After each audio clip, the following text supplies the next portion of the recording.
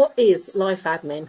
Well, it's that adult part of growing older where we have to sort out our wishes before we pop our clogs. No one wants to spend their valuable time doing this life admin stuff, but unfortunately as we get into our 60s, 70s and 80s, it's something we really ought to do.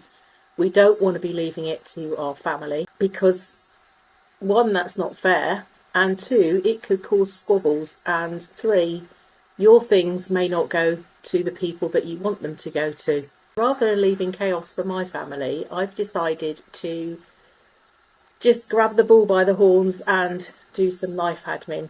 So I'm hoping that future me will thank present me for doing this. My will is where I'm going to start because that probably is one of the most important legal documents that you need to have in place.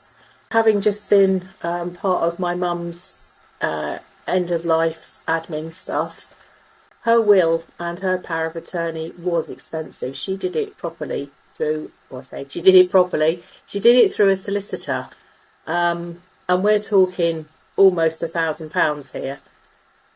But I don't have an awful lot of money and valuables to leave, so I'm going to go down the free will route, and there are several places online where you can get templates. We've got Net Lawman, Free Wills and the British Red Cross will all give you a free will template. It's fairly straightforward. You just have to fill in the various parts of it and then sign it. But when you sign it, you have to make sure that you've got a witness. May even be two witnesses, I can't remember now. But it's important that you get them. You get the will witnessed by an independent party, so that's not anybody that's actually going to benefit from the will. If you don't do a will, then the government automatically takes control of your estate. So your estate is everything that is left behind by you when you die. And the government, by law, takes control of that. And they will then decide whether to share your assets with family, and family is always the first port of call when it comes to governments looking at the beneficiaries of undocumented deaths, if that makes sense. Undocumented deaths, people who have died have not left any will behind, so family will always come first. So if you want your best friend or certain members of the family to get things and not other members of the family, then you really do need to get a will sorted.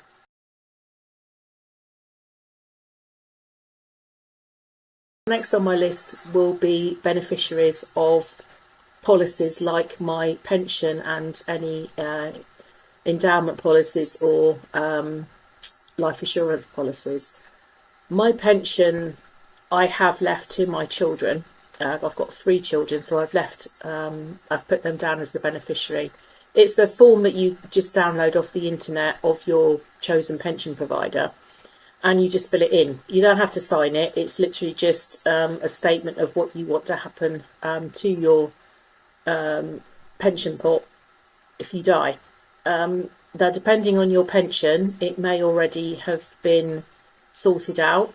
But if not, then you can print off this form and sign it and email it to them or post it to them. I don't believe they're legally required to follow your wishes. However, I think most will do what they can. So I'm hopeful that if there's any money left in any of my pension pots at the time, then the money will go to my children.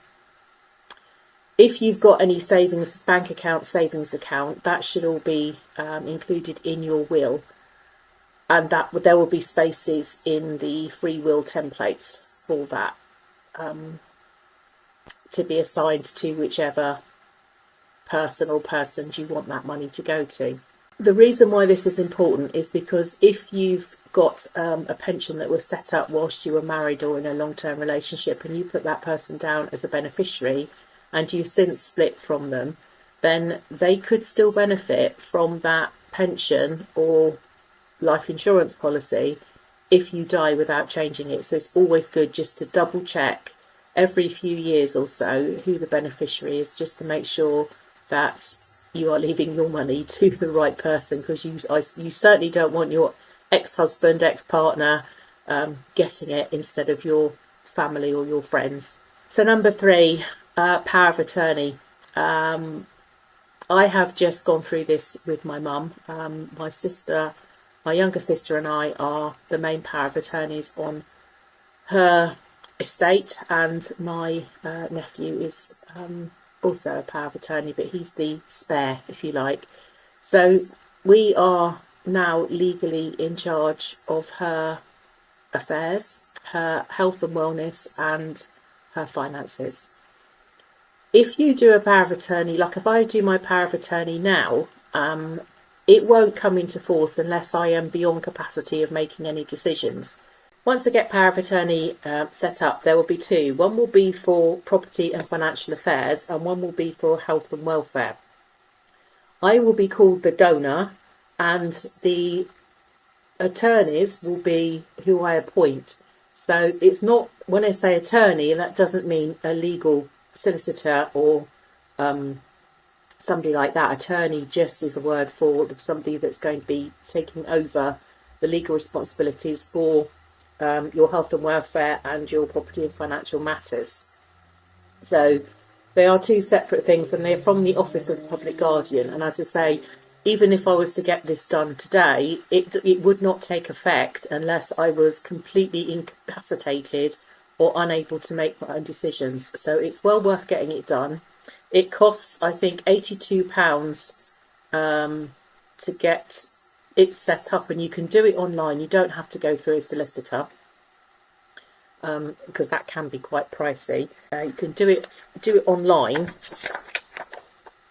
and it costs, there's a compulsory cost of £82 to register the power of attorney in England and Wales, but it is going to increase in November to £92. It's £96 in Scotland and £180 in Northern Ireland. But if you earn less than £12,000 a year, you can provide evidence to pay a reduced fee of £41.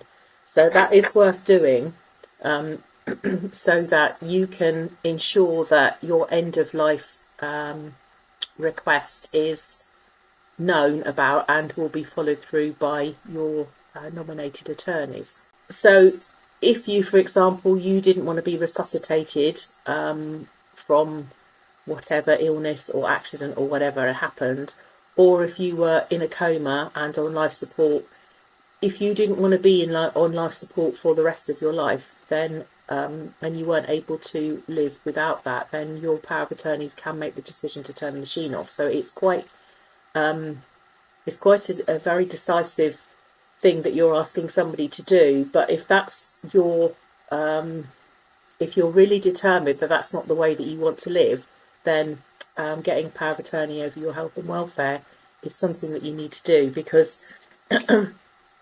doctors won't guess, and if you don't have that in place, then your children may fight over whether to turn that machine on or off.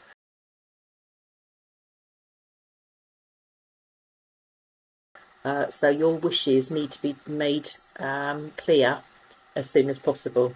I know this is an awful thing to be thinking about. I do understand that, and it's not something that I enjoy thinking about, and I certainly am not going to enjoy filling out the forms, but I don't want the burden to be on my children if I get to that stage. That's where I'm coming at from, getting my paperwork in order so that my children don't end up having to make those awful decisions. And it also means that I'm therefore in control of the end of my life, and it's not being left to anybody else. So moving on to number 4, your digital blueprint. Don't ignore your digital life, because everything that you, or pretty much everything that you have in life, has a digital fingerprint or blueprint, or whatever word you want to use. What about your passwords to log into your computer? What about your password for your bank? What about your password for Google? What about your password for my YouTube channel? What about my password for my bookkeeping website? There's all these passwords that I have, and there will be hundreds of them. They will need to be documented and kept secure if the time comes, and my power of attorneys need to take over. Everything needs to be in a clear place, in a designated place, so that it's easy for somebody to get hold of any passwords that they need.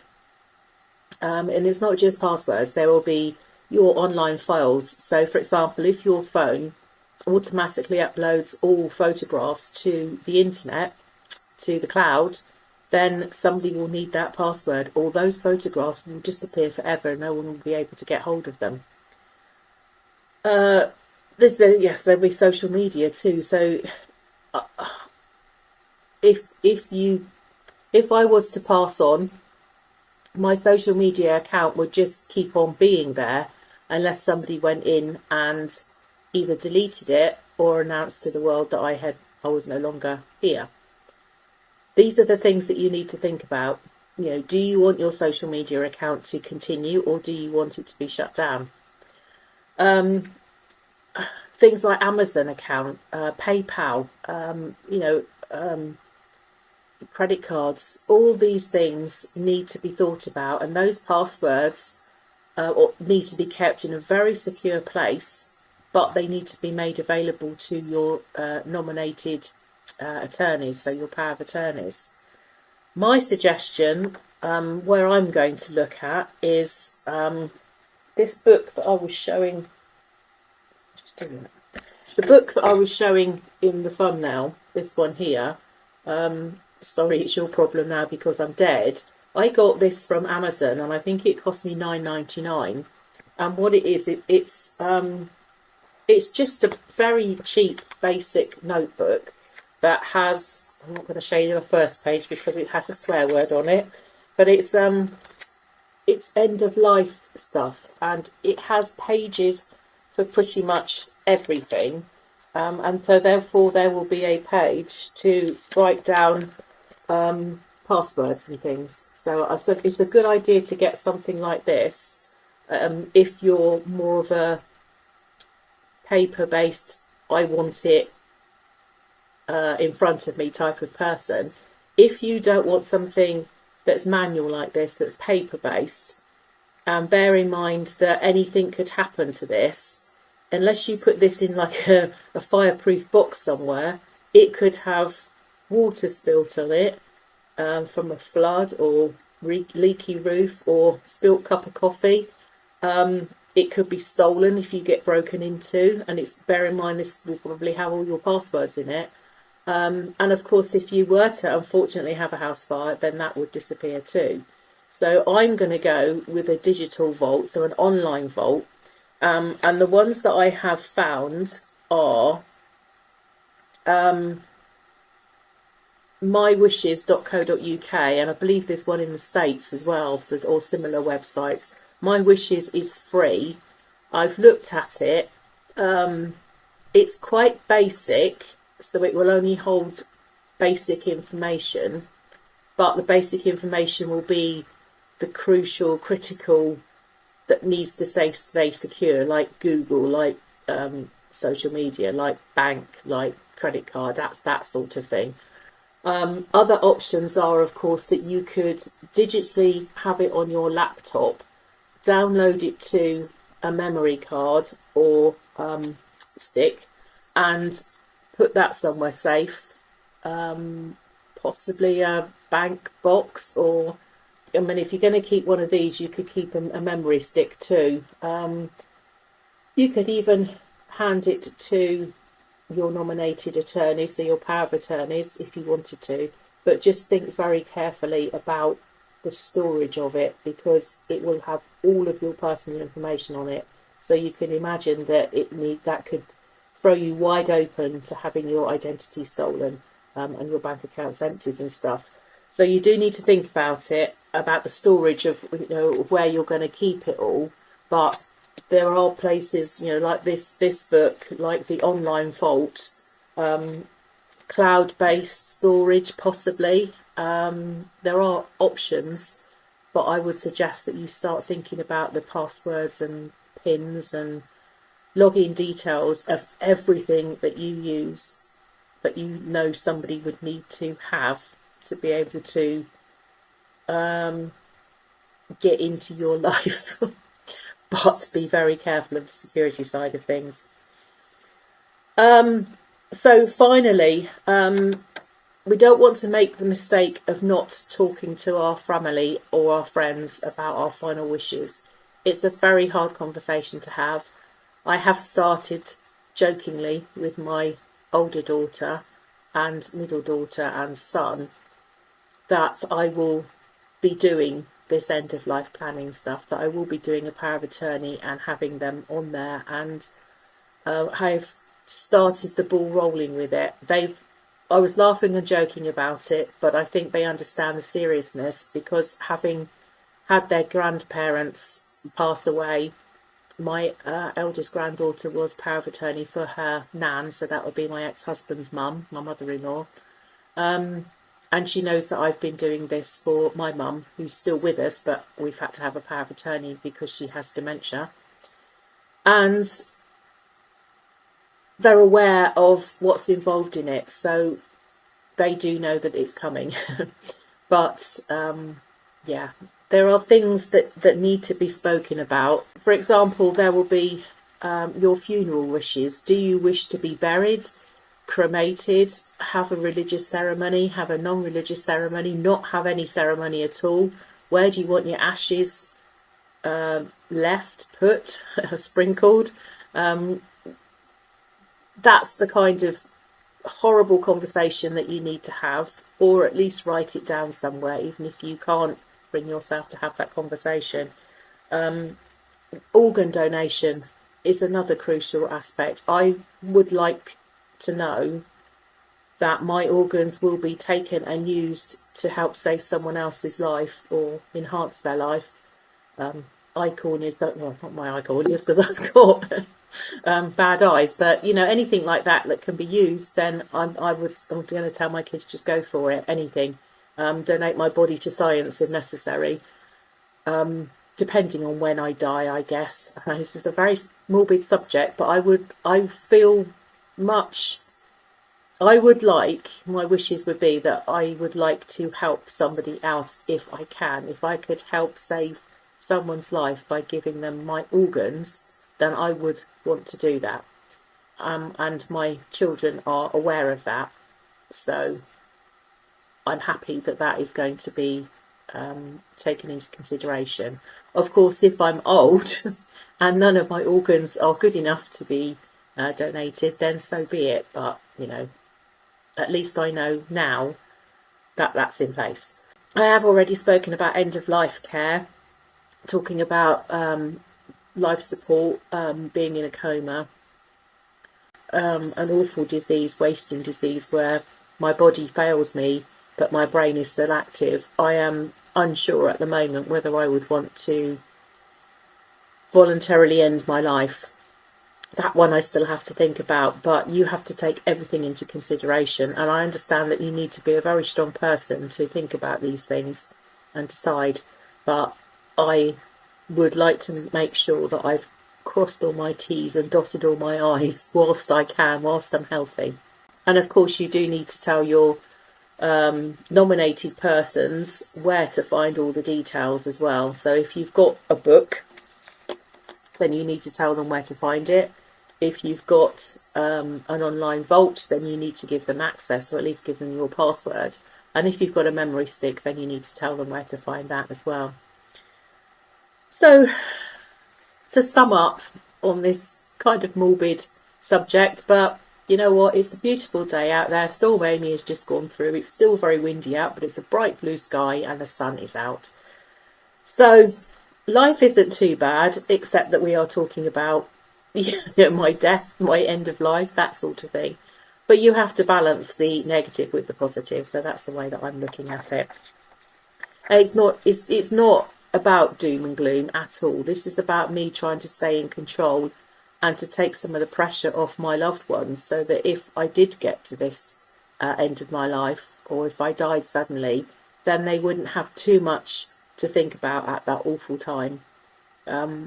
It's the same as with my mum. My sisters and I were going to get together and decide on her, I'm going to say funeral plans, but we're not really sure what it's going to look like.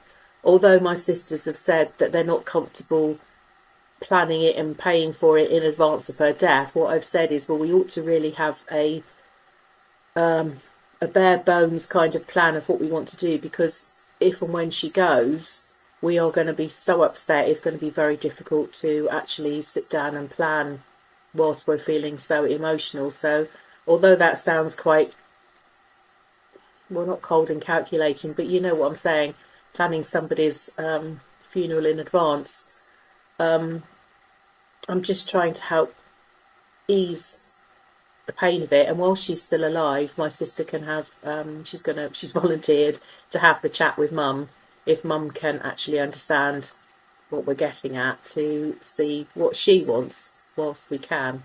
So yeah, it's not a great time to be talking to somebody about that, but you know, it's life. It's the circle of life, isn't it?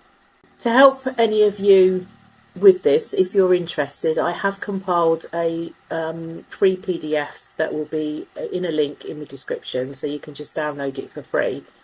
And it can be the starting point of you planning for your end of life situation. And depending on which way you want to go, it's entirely up to you. I've put some links in it and things, and it gives you an idea, a starting point. There are plenty of, if you Google any of this stuff, there's plenty of things that pop up. I've just tried to pick the ones that are free or don't cost much, because over 60s solo with no retirement funds, then you know it's going to be quite hard, and I don't want to be spending £1,000 with firm of solicitors if I can do it myself for free. So I'm hoping that by having this download available, that it could help you at least start to put the wheels in motion for your plan. How do you feel about this? It does make me feel quite sad, and it's not a nice feeling that I have, but it's something that I'm realistic about. It has to be done. It has to be faced, because I do not want my children to have to go through all of that without at least understanding what I would like. And so that's where I'm at with it. What are your thoughts? Has anybody actually done it yet? That would be a cool thing to have. If somebody was if somebody wanted to open up and say that they've already done this, bravo to you, because I've only just started thinking about it in the past year, I guess, since Mum's been diagnosed with Alzheimer's, and has, you know, the dementia is getting worse, and it's not been pleasant to see. So it has made me be introspective and try and think about what I would like if I was to ever get like that. If it's hereditary and I do end up like that, then yeah. But yes, I would like to, if anybody, you know, is willing to open up about it, or if you just want to give me your thoughts. I mean, if you actually are shying completely away from it and do not even want to touch it, then it'd be good to know, to hear why you feel like that. And I do understand that, because it is quite hard, and you do have to have a certain strength to be able to admit your mortality and know that you're not going to live forever. But yeah, I would like to know what your thoughts are on this. I find it a very prickly subject. I think people will either face it or they won't, but if you don't agree with me, then let me know. Well, thank you very much for watching. I know it's not been a very happy video, but I hope it's been helpful, and I hope that it will give you a kind of starting place. So if you've liked it, then please give me a thumbs up. Please think about subscribing, and if you really liked it, then please hype it and share it with anybody that you think it might help. Thank you very much for watching to the end, and I will see you in the next one. Take care.